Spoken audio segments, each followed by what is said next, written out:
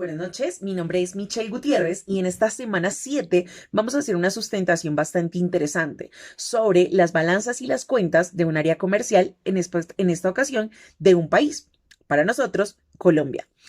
Específicamente en estos últimos 5 años, ¿cómo se ha comportado esta? En esta oportunidad vengo a explicarle un poquito más sobre las cuentas y balanzas.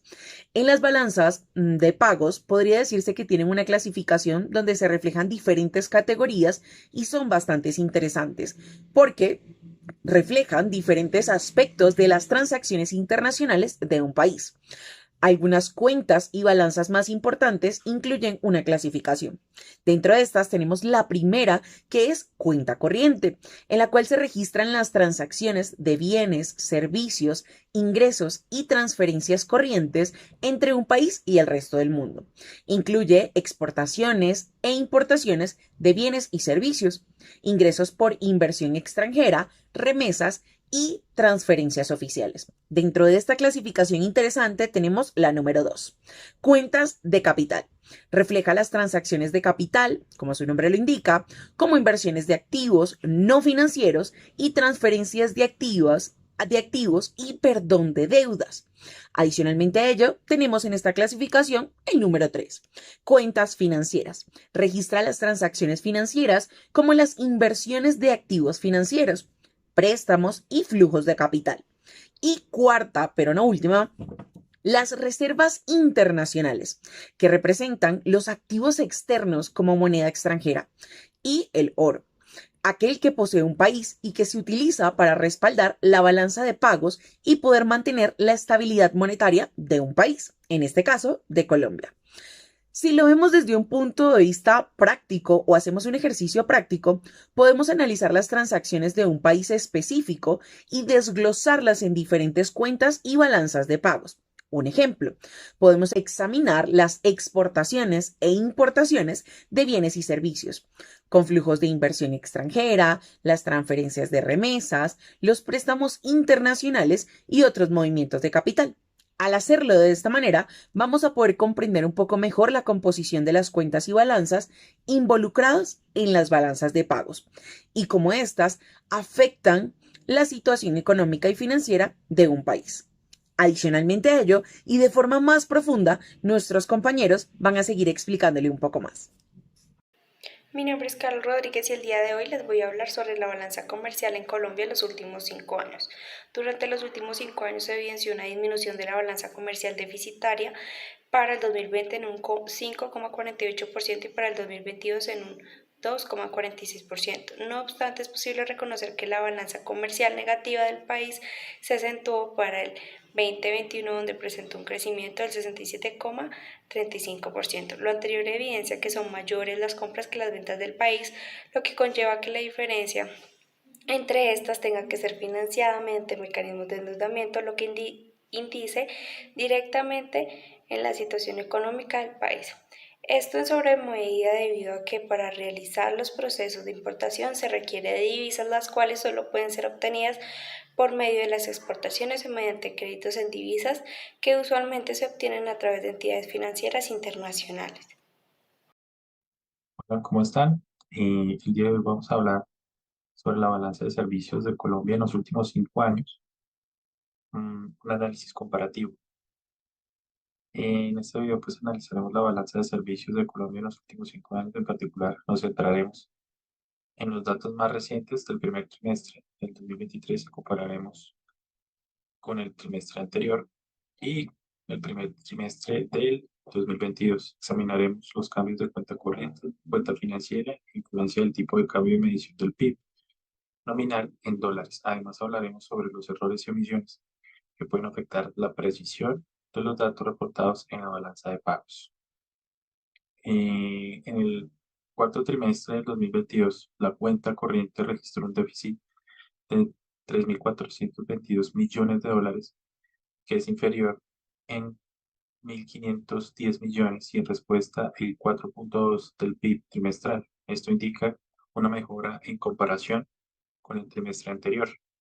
Por otro lado, la cuenta financiera mostró entradas netas de capital por 2.827 millones, que son inferiores en 2.241 millones y representan el 3.5% del PIB trimestral. Eso también indica una disminución en comparación al trimestre anterior. En el primer trimestre del 2023, el déficit de la cuenta corriente fue inferior a unos 1.950 millones de dólares en comparación con el mismo periodo del año anterior, representando el 2% del PIB trimestral.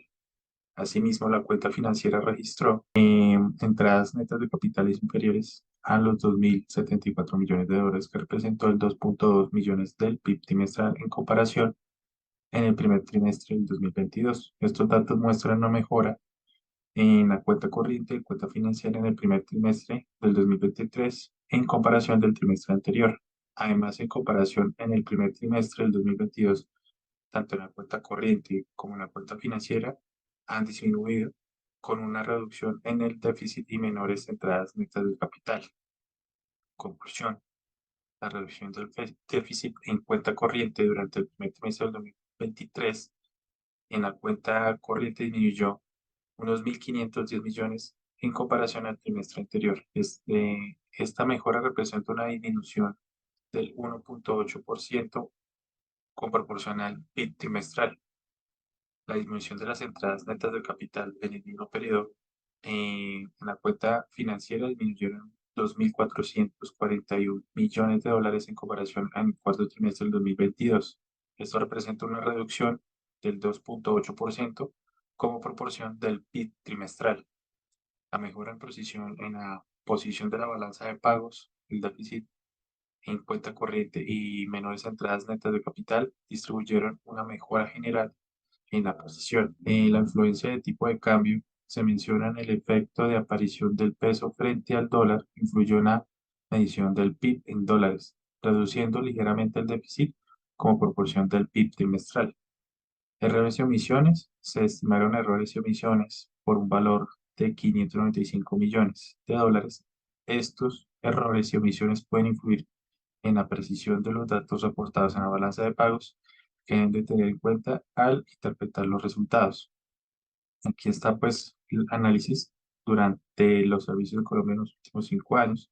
Se trataron los datos más recientes del primer trimestre del 2023 a través de las comparaciones del primer trimestre anterior y el primer trimestre del 2022. Hemos observado mejoras tanto en la cuenta corriente como en la cuenta financiera. No obstante, es importante considerar la influencia del tipo de cambio y los posibles errores y omisiones en la interpretación de estos datos resultados. Muchas gracias. La balanza comercial durante los últimos 5 años se evidenció una disminución de la misma, para el año 2020 en un 5,48% y para el año 2022 en un 2,46%. No obstante, es posible reconocer que la balanza comercial negativa del país se acentuó en el año 2021, donde esta presentó un crecimiento del 67,35%. Se evidenció que son las mayores las compras que las ventas del país, lo que conlleva que la diferencia entre estas tenga que ser financiada mediante mecanismos de endeudamiento, lo que incide directamente en la situación económica del país, debido a que para realizar los procesos de importación se requiere de divisas, los cuales solo pueden ser obtenidas por medio de las exportaciones o mediante créditos de divisas, que estas son usualmente se obtienen a través de entidades financieras internacionales.